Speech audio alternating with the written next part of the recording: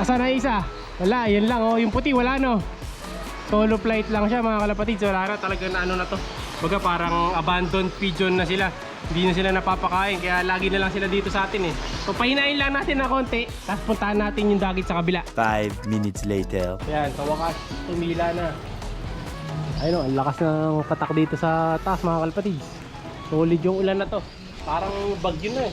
Bago nga muna na malakas eh kanina, nanguhuli pa tayo ng isda. Nagtitiksay pa ako, nakahuli nga ako ng isa. Tapos nakahuli pa ulit ako ng isa, so dalawa na. Ayan, ito kete natin kasi lumalakas na naman yung ulan eh. So para lang masaglitan natin kung ano yung itsura ng dagit. Ayan siya oh. Babad na babad. Ayan, lakas ng ulan, di ko tatagal. Siluho na tayo.